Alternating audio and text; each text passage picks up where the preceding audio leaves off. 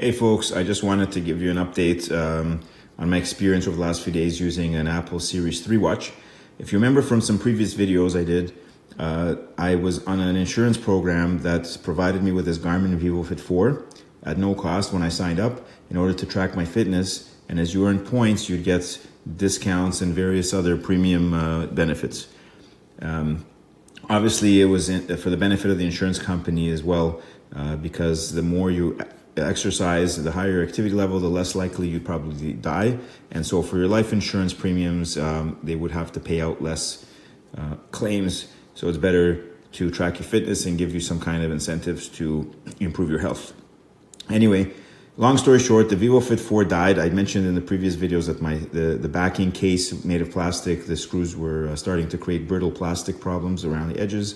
Water ingress perhaps was creating some faults, and there was also some software glitches. So the vívofit finally died. As you can see here, I changed batteries a few times, it's dead. So I have no choice but to get another activity monitor so I could keep saving on my insurance premiums so they could track me. And so they no longer offered anything other than the Apple. So they have the Apple Watch 3, SE, and the 6. And my previous video also compared the three watches and the costs involved.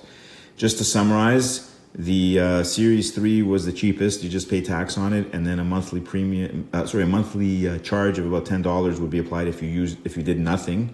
But if you exercised and you got enough points, they would pay the monthly premium for you. So you'd end up essentially getting the watch for free every month that you meet their exercise goals. And obviously there's different tiers along the way. So if you do half the exercise, you pay for half, and so on.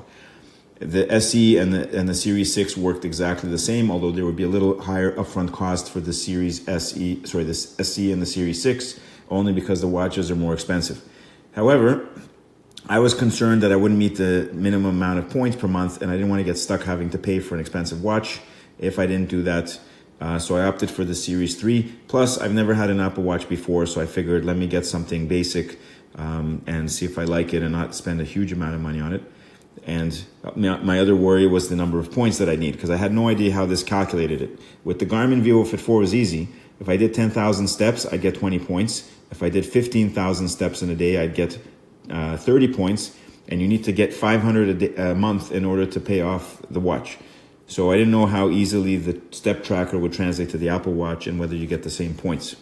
So fast forward to now, what I've been using this thing for 2 days. And now I'm on the third day here. I was able to get 30 points 2 days in a row. It wasn't extremely difficult. I have a dog, and we walk half an hour in the morning and roughly about half an hour in the evening, 2 kilometers each time. And the dog, I set it up so that when I'm doing activities with the dog, I go into here and I go here and I do outdoor walk.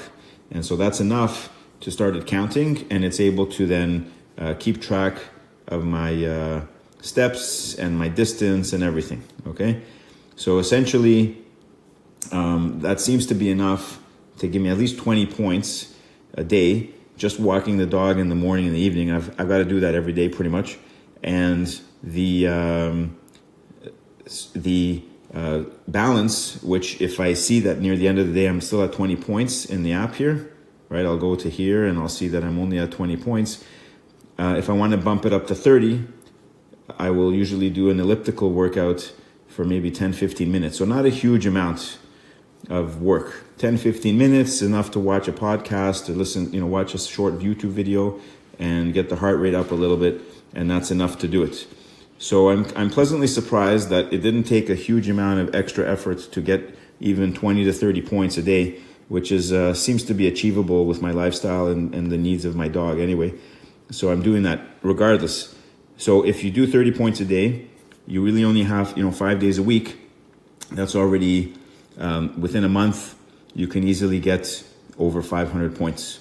If you end up doing 20 points a day only, let's say, and you work out maybe 6 days a week, you can also probably achieve over 500 points a month and pay off the watch. So if you're in a program like this, an insurance program, just so you have an idea and you're wondering which watch to buy, you might want to pick up the Series 6. It seems to be like, you're not paying much more, and you're probably going to work out the difference just by doing your exercises, so the watch will be free. But there you have it. I hope to put together some more videos now on the Apple Series 3 now that I have it. I'm new to this this type of watch, so I'm excited to be able to finally use something like this. And definitely a big change up from the Garmin VivoFit 4. They do have different functions, different use case scenarios, and so on. And so you can't really compare them exactly.